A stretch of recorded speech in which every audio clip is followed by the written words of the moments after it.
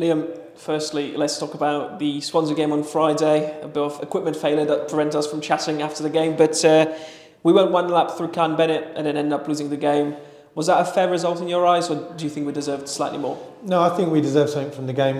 We started well in the first half, scored a really good goal through Khan, well worked through the team. Some of the patterns we'd been working on in training come out, so that was pleasing.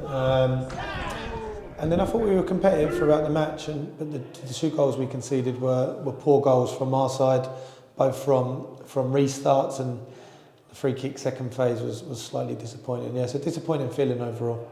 And if you were to take any positives from the game, what would they be? I know you touched upon some of them in your previous answer, but just looking back at the game, surely there's some positive stuff that you can take out of it. Yeah, no, the competitive nature of the game from start to finish was really positive. Obviously, we're trying to implement some of the things that Danny and Nicky have brought into the club, so that was good to see the boys take them points on board and bring that in. So yeah, there was small bits to be pleased with, but again, another game we've lost, so we've got to make sure we try and get things from them games when they're evenly matched at times.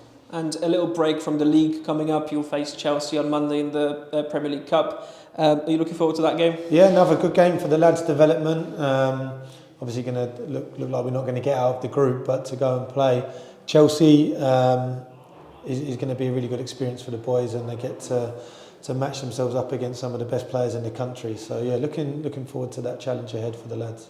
And as you mentioned, the chances of progression from the group might be quite slim, but you'll still be expecting your players to go out there and put in a good performance and hopefully get a result. Yeah, again, we'll have a good week's training leading up to it, so we'll have a game plan ready. So we're looking for the boys to implement that, but also to, like I said, to go and test themselves against some of the best players in the country and international players is going to be a really big occasion for the lads. And we've sort of reached a halfway point in the season and a lot of changes around the club as well. How has the joining of Danny and Nicky helped under 21s, and what points are they trying to put in across to the players? Yeah, I think there's clear that they're really competitive guys and they want to win.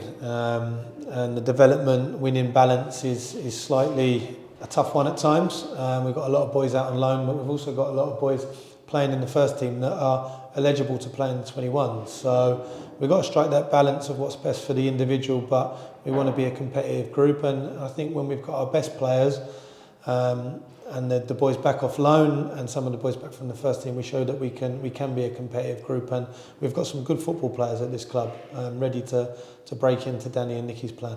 And then lastly, what have you made of the season so far, and what are your sort of expectations for the next 4 or 5 months? No, again, great minutes for the boys playing from the under 21s into the first team, so that's a big plus. Like I said, there's lots of boys playing in the first team that are eligible for the under 21, so that's a big positive. It's like, how can we get the next batch of players ready for Danny and Nicky whenever they're required, or whether that's pre-season and next year we've got to get the boys ready for the new management team.